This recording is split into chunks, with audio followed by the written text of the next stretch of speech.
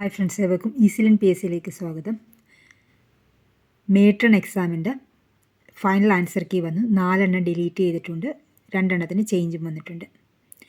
8 November 2024 നടന്ന matron grade 1 4 deleted questions ഏതാണെന്ന് നോക്കാം. അതുപോലെ തന്നെ ആൻസർ ചേഞ്ച് ഉള്ളത് ഏതൊക്കെയാണെന്ന് നമുക്ക് നോക്കാം. ഇതാണ് provisional answer key, final answer key. Okay, അപ്പം നമുക്ക് ഡിലീറ്റഡ് ക്വസ്റ്റ്യൻസ് ഫസ്റ്റ് ചെക്ക് ചെയ്യാം.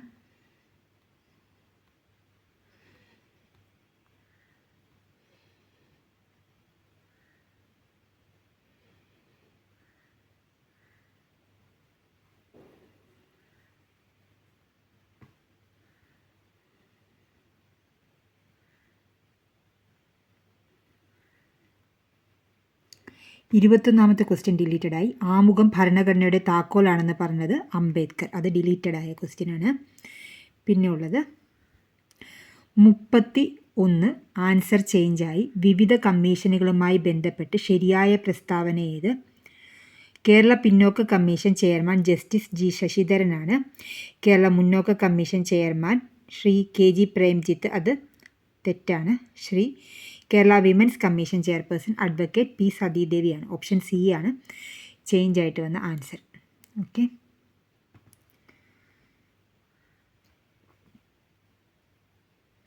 അതുപോലെ തന്നെ ആൻസർ ചേഞ്ച് ഉള്ളത് ഒരു മൂലകത്തിന് W അറ്റോമിക ഭാരവും N അറ്റോമിക സംഖ്യയുമുണ്ട്. എന്നാൽ അതിലെ ആറ്റത്തിലെ ന്യൂക്ലിയസിലെ പ്രോട്ടോണുകളുടെ എണ്ണം എത്ര? അതിൻ്റെ ആൻസർ N എന്നാണ്.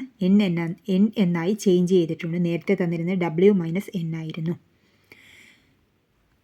നമുക്ക് ഡിലീറ്റഡ് ഇനി 3 ക്വസ്റ്റ്യൻസും കൂടെ ഉണ്ട്. അത് ഏതൊക്കെയാണെന്ന് നോക്കാം. 74th താഴെ പറയുന്നവയിൽ ഒറ്റയാനേത്? അത് ഡിലീറ്റഡ് ആണ്. Identify the meaning of idiomatic expression to make the wind out of sails, ആ ക്വസ്റ്റ്യനും ഡിലീറ്റഡായി. തൻ പ്ലസ് കൽ എന്ന പദം കൂട്ടിച്ചേർത്താൽ എഴുതുക, ആ ക്വസ്റ്റ്യനും ഡിലീറ്റഡായി. അപ്പോൾ ഡിലീറ്റഡ് ക്വസ്റ്റ്യൻസ് തൻ പ്ലസ് കല്ല്,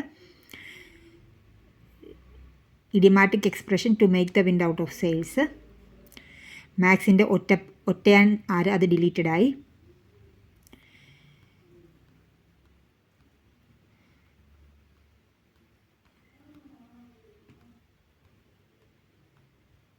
ആമുഖം ഭരണഘടനയുടെ താക്കോലാണെന്ന് പറഞ്ഞത്, അതും ഡിലീറ്റഡായി.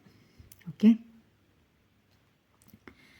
ആൻസർ ചേഞ്ച് 31 വിവിധ കമ്മീഷനുമായി ബന്ധപ്പെട്ട് ശരിയായ പ്രസ്താവന. കേരള പിന്നോക്ക commission chairman justice G Sasidharan. Kerala women's commission chairperson advocate P സതീദേവിയാണ്. ഓപ്ഷൻ സി ആയി ചേഞ്ച് ചെയ്തു. ഒരു മൂലകത്തിൻ്റെ W അറ്റോമിക ഭാരവും N അറ്റോമിക സംഖ്യയുമുണ്ട്. എന്നാൽ അതിൻ്റെ ആറ്റത്തിൻ്റെ ന്യൂക്ലിയസിലെ പ്രോട്ടോണുകളുടെ എണ്ണം എത്ര? N എന്ന് പറഞ്ഞ് ആൻസർ ചേഞ്ച് ആക്കിയിട്ടുണ്ട്. Okay, thank you for watching. Subscribe ചെയ്യാതെ കാണുന്നവരാരെങ്കിലും ഉണ്ടെങ്കിൽ ഒന്ന് സബ്സ്ക്രൈബ് ചെയ്തേക്കണേ.